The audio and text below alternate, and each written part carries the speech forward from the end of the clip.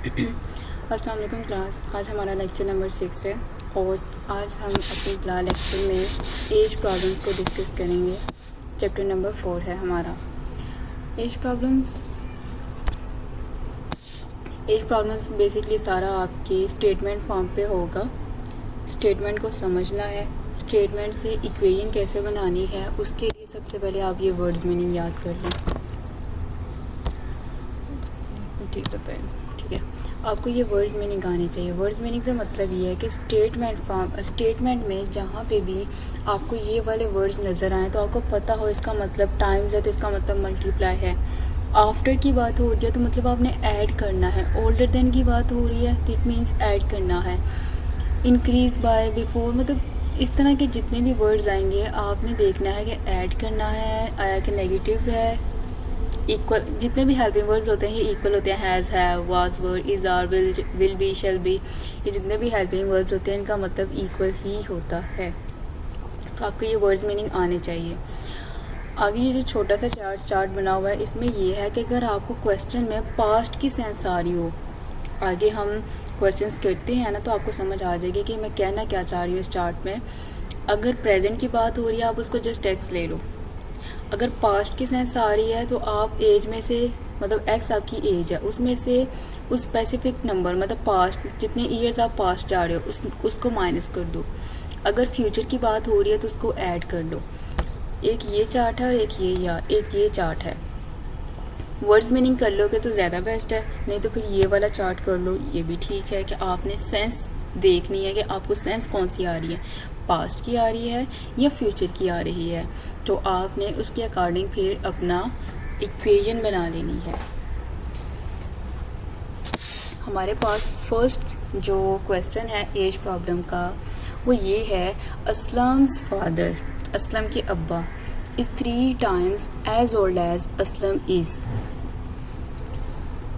वो कह रहा है असलम के अब्बा असलम से 3 times as old as is मतलब प्रेजेंट इंडेफिनिट, मतलब प्रेजेंट के टेंस में यूज़ करते हैं ना। वो कह रहा है कि असलम की जो प्रेजेंट एज है उसके अब्बा उससे 3 गुना बड़े हैं। If the sum of their ages, किन की एजेस की, अब्बा की, फादर की और सन की, मतलब अब्बा, फादर की और असलम की एज का सम क्या है 64। What is the Aslam's age? वो कह रहा मुझे असलम की एज बताएं। हम आपको ये जो एज प्रॉब्लम्स होती हैं ना ये भी आपको MCQs में आ जाती हैं।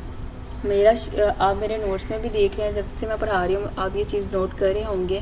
मैं पहले इजी क्वेश्चन कराती हूँ फिर टफ की तरफ लेके जाती हूँ।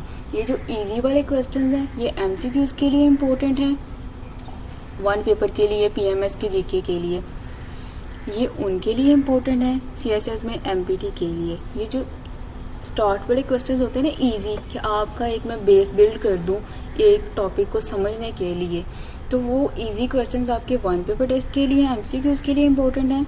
और जैसे ही हम आगे चले जाते हैं, थोड़ा लेवल अप हो जाता है, थोड़ा मुश्किल क्वेश्चन आ जाता है, तो वो समझें आपके कॉम्पिटिटिव एग्ज़ाम CSS के लिए हैं। तो मैंने नोट्स बनाए हैं वो मैंने नोट्स ही इस तरह से बनाए हुए हैं, इजी टू हार्ड। तो हार्ड भी आपका आसान हो जाएगा अगर आपके इजी वाली स्टेप्स पे, इजी वाले क्वेश्चंस पे कमांड है। तो अब सीखते हैं जी, हमने स्टेटमेंट फॉर्म से आगे मैथमेटिकल नोटेशन या मैथमेटिकल इक्वेशन कैसे बनानी है। आपको वर्ड्स मीनिंग आने चाहिए और स्टेटमेंट्स को समझना आना चाहिए। उसने बोला है असलम्स फादर, असलम के अब्बा, इज़ हैं, इसका मतलब असलम के अब्बा के लिए हम यूज़ कर लेते हैं जी एफ़। असलम के अब्बा मतलब फादर है ना तो उसके लिए हमने एफ़ यूज़ किया। असलम के अब्बा एफ़ है, इज़ इसका मतलब क्या है इक्वल, 3 टाइम्स का मतलब मल्टीप्लाई हो रहे हैं। As old as Aslam is, Aslam की एज जो प्रेजेंट एज है उसकी 3 टाइम्स ज़्यादा है अब्बा जी। तो असलम की प्रेजेंट एज हम लेट कर लेते हैं ए है।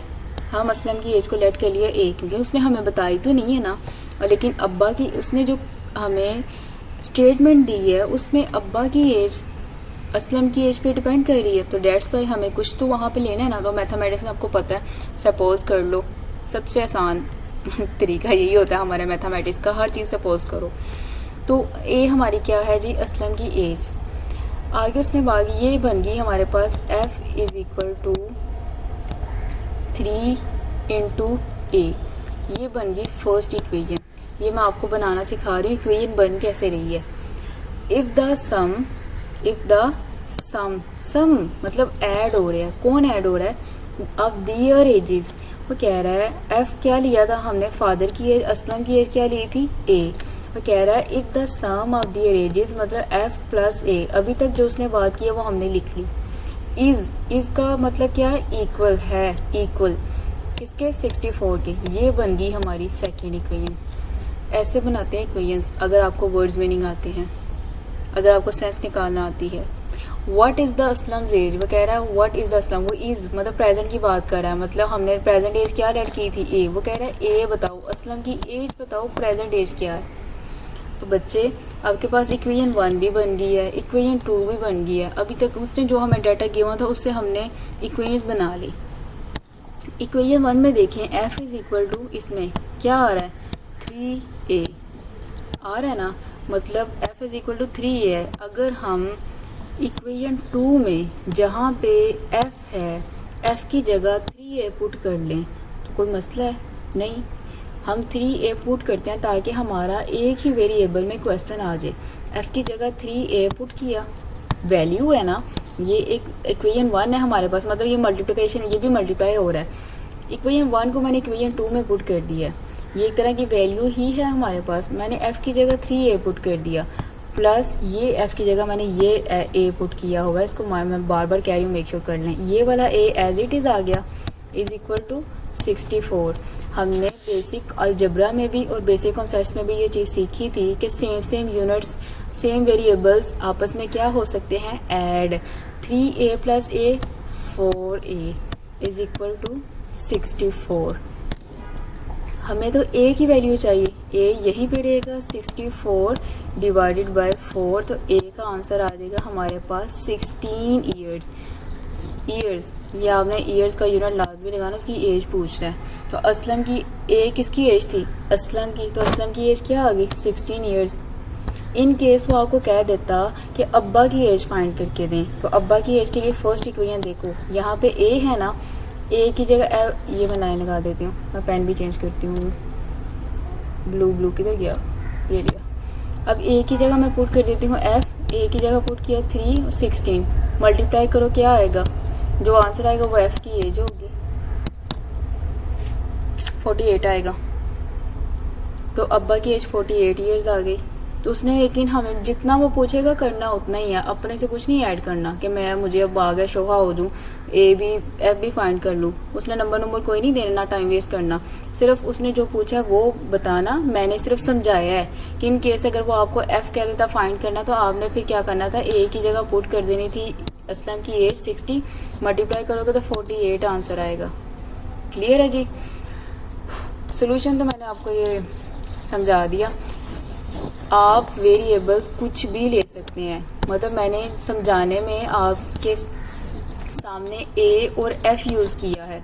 असलम की एज के लिए मैंने ए लेट कर लिया, अब्बा की एज के लिए मैंने एफ लेट कर लिया था, जबकि नोट्स में मैंने असलम की एज के लिए x और अब्बा की एज 3x। ये 3x मतलब मैंने खुद नहीं कहा, क्वेश्चन ने कहा था।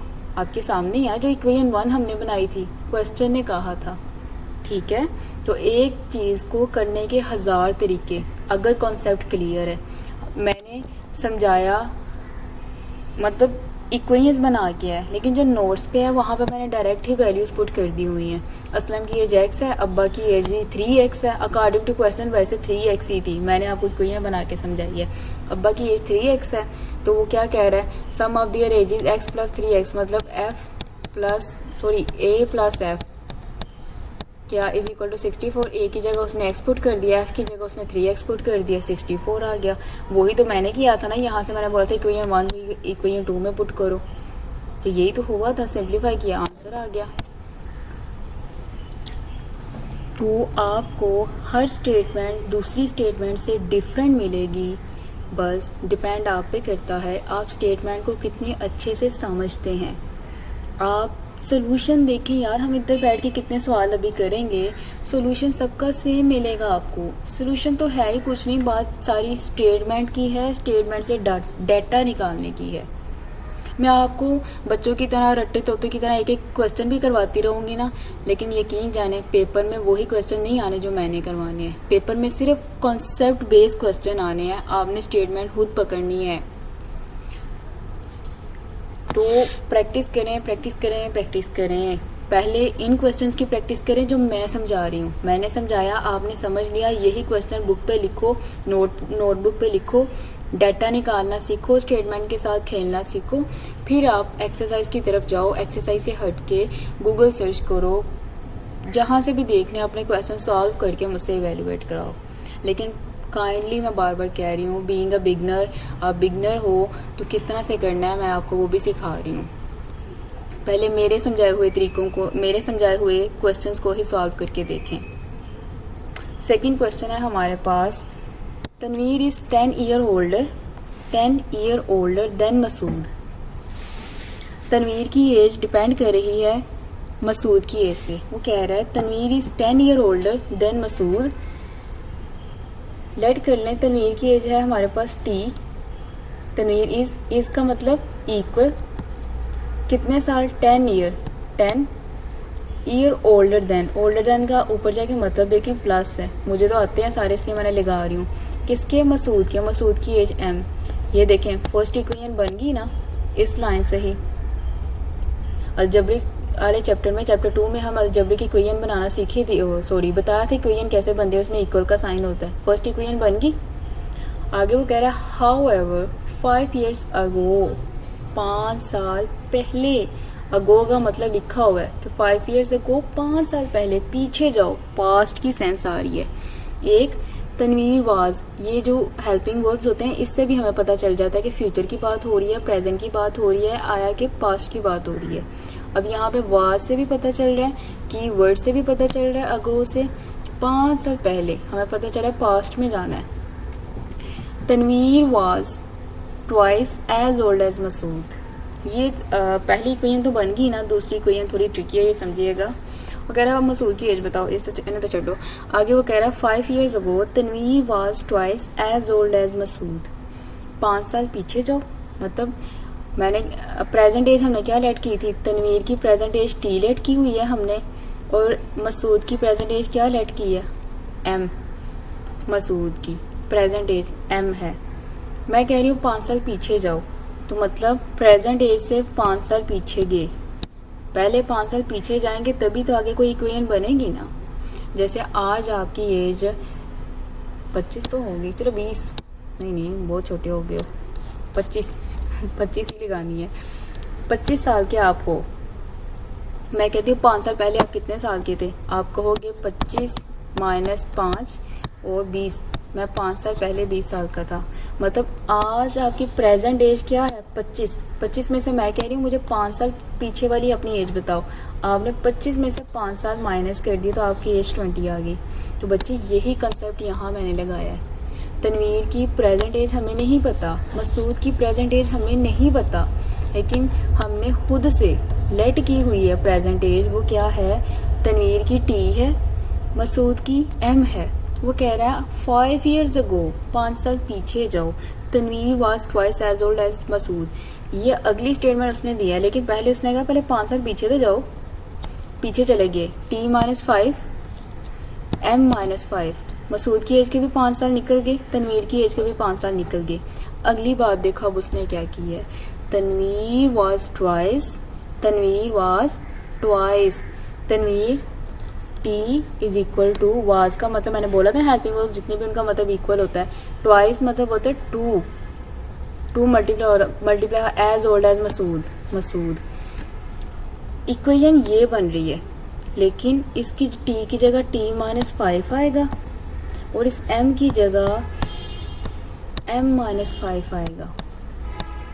ये क्यों आया, क्योंकि उसने बोला पहले 5 साल पीछे तो जाओ ना, ये 5 साल पहले की बात है। तो हम ये टी और एम तो हमारी प्रेजेंट एज थी, है ना। तो टी की जगह हम पहले टी से पहले 5 साल माइनस करेंगे, एम से भी 5 साल माइनस करेंगे, फिर उसको 2 से डिवाइड करेंगे।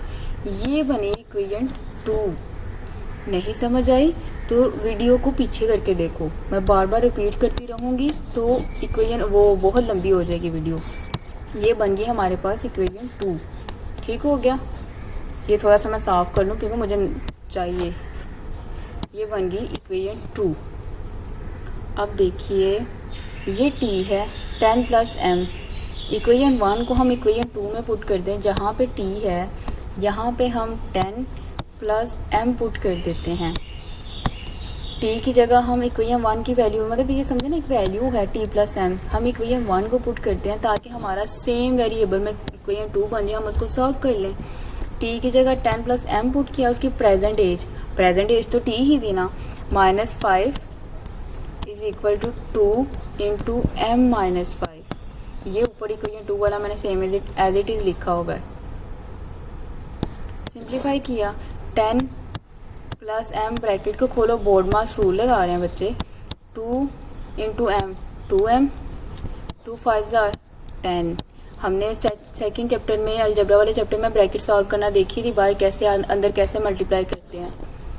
मैं इसीलिए मैंने चैप्टर 1 पे टाइम लगा लिया, उसके ऊपर अच्छे से मैंने बार बार आपको बोला ताकि आगे जो मुझे क्वेश्चंस के सॉल्यूशंस को ना समझाना पड़ जाए कि मैं इसको सिंप्लीफाई कैसे कर रही हूँ।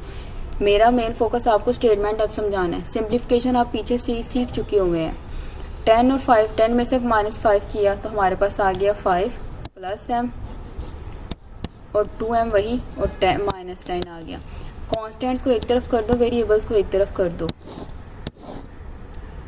m 2 minus 2m is equal to -10 -5 plus 5, यहाँ पे प्लस 5 यहाँ पे प्लस का था, उस तरफ जाके माइनस का हो गया। यहाँ पे 2m राइट साइड पे प्लस का था, लेफ्ट साइड पे आके माइनस का हो गया। यहाँ पे आ गया -m इज इक्वल टू -15। ये माइनस माइनस कट गया, बोथ साइड पे माइनस आता है। m इज इक्वल टू क्या आ गया 15। 15 क्या है? मसूद की एज, और मसूद की ही तो एज हमने प्रेजेंट एज फाइंड करनी थी, और हमने मसूद की प्रेजेंट एज क्या ली हुई थी? m हमारे पास क्या आया है 15। आंसर आ गया। इन केस अगर आप वो आपसे तनवीर की एज पूछता तो आप क्या करते? इक्वेशन 1 में जहाँ m है यहाँ पे 15 पुट करते, उसमें 10 ऐड करते तो आंसर आ जाना था।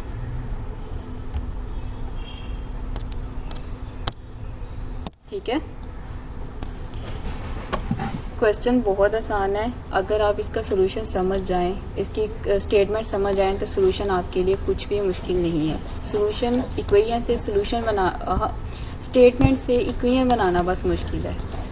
मुश्किल नहीं होना चाहिए अगर कॉन्सेप्ट क्लियर है, पीछे से आपने कीवर्ड्स पकड़े हुए हैं और आपकी प्रैक्टिस हो रही है तो। और प्लीज़ ये कर लीजिएगा, आपके ही फ़ायदे में है। कॉम्पिटिटिव एग्ज़ाम में ऐसे ही क्वेश्चन आते हैं। क्वेश्चन नंबर 3 है, उसने बोला है the sum of mother and daughter age. उसने बोला the sum of the present ages of a mother and daughter is 63।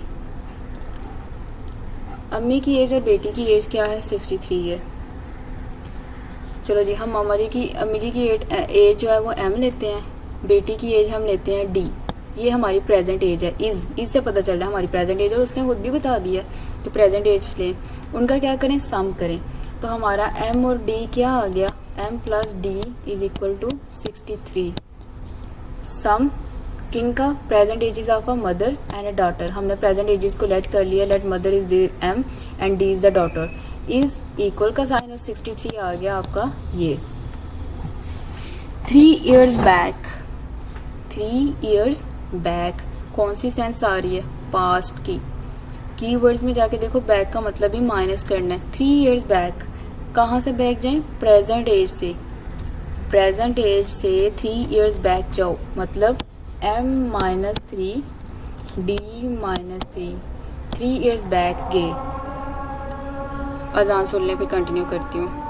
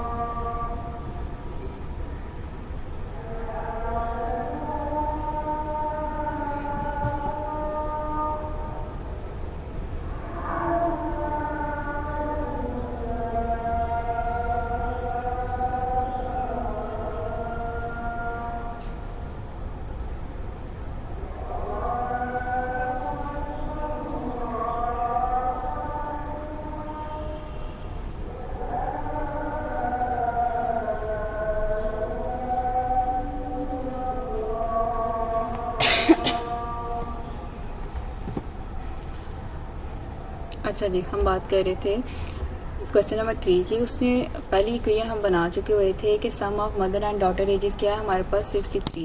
ये इक्वेशन 1 आ गई। आगे वो बात कर रहा था 3 इयर्स बैक, 3 साल पीछे जाओ, किससे? प्रेजेंट एज से। फिर क्या होगा? द एज ऑफ मदर, अम्मी की एज वाज इक्वल, मतलब मदर की एज इक्वल क्या होगी? Double that of a daughter. Double that of a daughter मतलब वो जो उनकी बेटी है उसके डबल हो जाएगी, इस तरह से। नहीं, गलत कर दी है मैंने, इधर 2 आएगा। उसने बोला है the age of mother was double, अम्मी की एज डबल हो जाएगी डैट ऑफ डॉटर, डॉटर की, मतलब 2m is equal to D. ये इक्वेशन बन रही है। देन द प्रेजेंट एज, मैंने नीचे क्या लिखा है? Was the double of the present age of the daughter. हमें डॉटर की प्रेजेंट एज फाइंड करनी है। The age of the mother was double of the daughter. हाँ, मैंने सही किया था, सॉरी। डॉटर की एज अगर आज 2, डॉटर को 2 से मल्टीप्लाई करेंगे तो मदर की एज आएगी। पहले से ही बनाई थी, sorry. The age of the mother was double that of a daughter. उस बेटी की जो एज होगी उसकी डबल थी। 3 इयर्स बैक, 3 साल पीछे जाओ तो प्रेजेंट एज से पहले 3 साल पीछे गए, मतलब इस m की जगह आएगा m-3 और d की जगह आएगा 2, तो डबल के लिए जो उसने बोला है d-3। तो ये इक्वेशन 2 बन गई हमारे पास।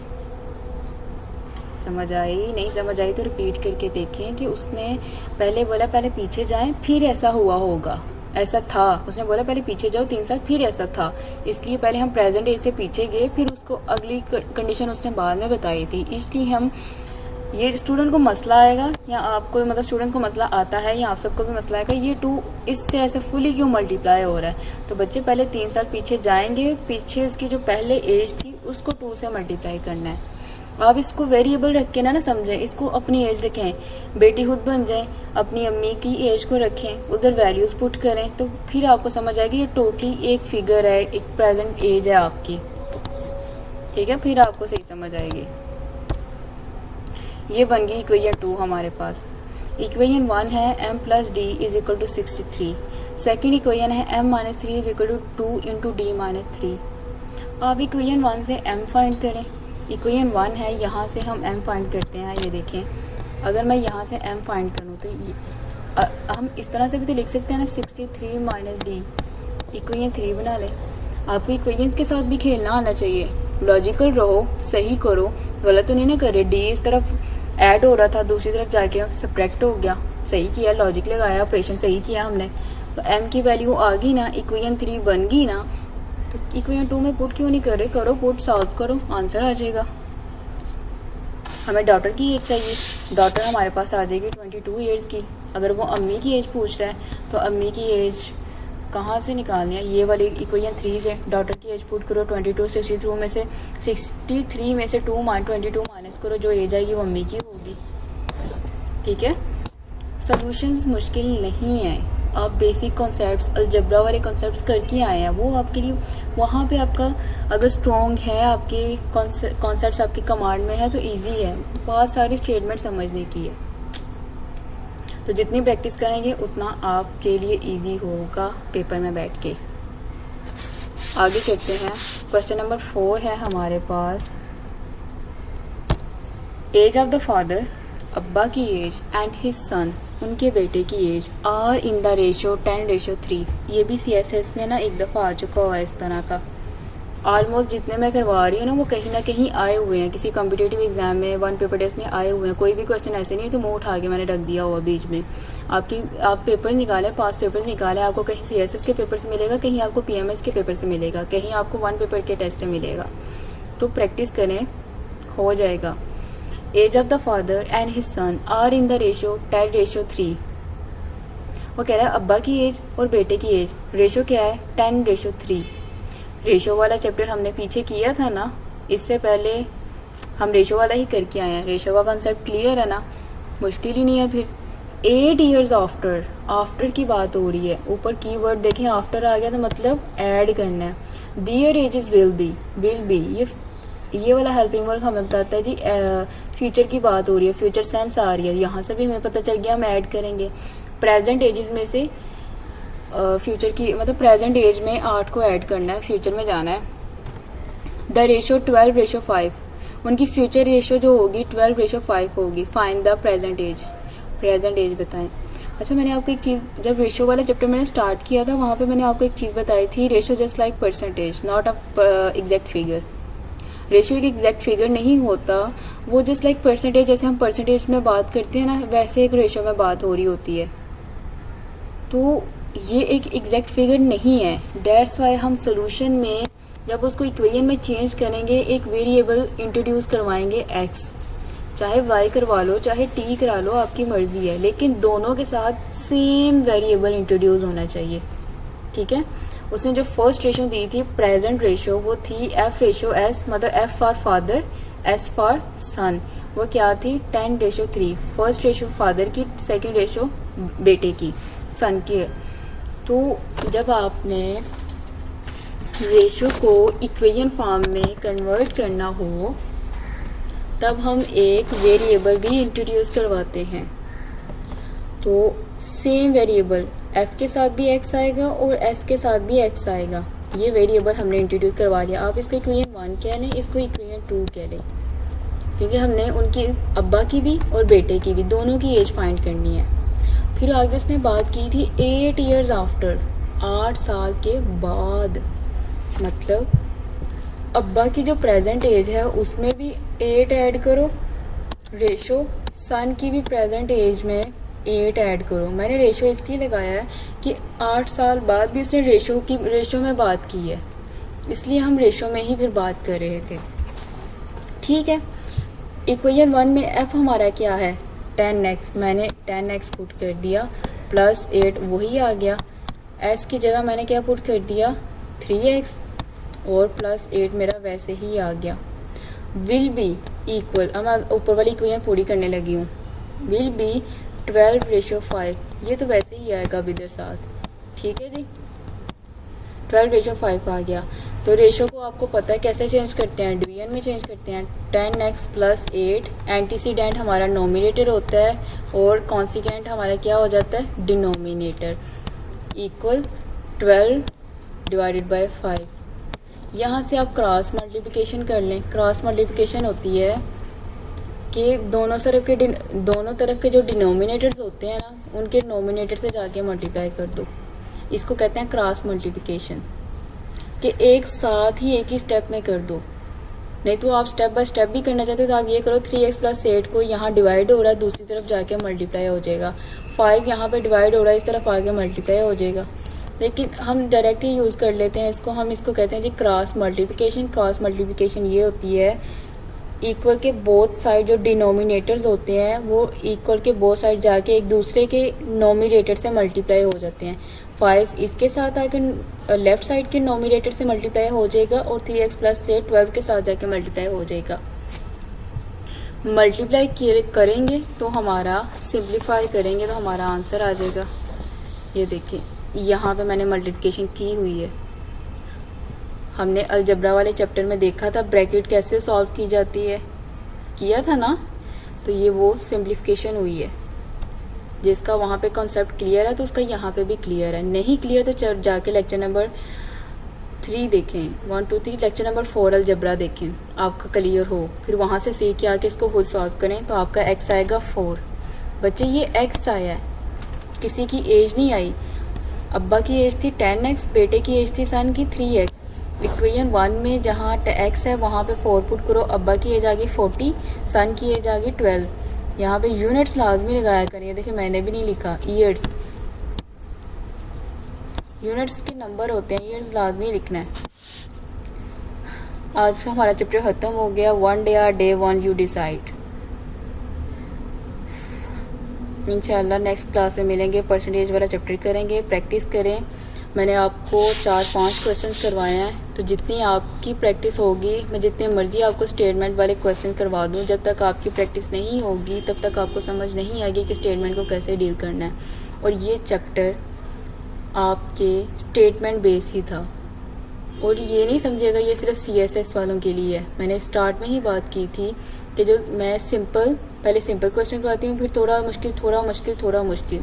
तो ये पहले पहले क्वेश्चन है ना वो सारे PMS के GK से, PPSC के 1 पेपर टेस्ट से निकाले हुए हैं, ठीक है। तो प्रैक्टिस करिएगा, इंशाल्लाह आपका हो जाएगा। कोई भी क्यूरीज हो आप व्हाट्सएप में मुझे पूछ सकते हैं। नेक्स्ट आपका लेक्चर होगा परसेंटेज पे। अल्लाह हाफिज़।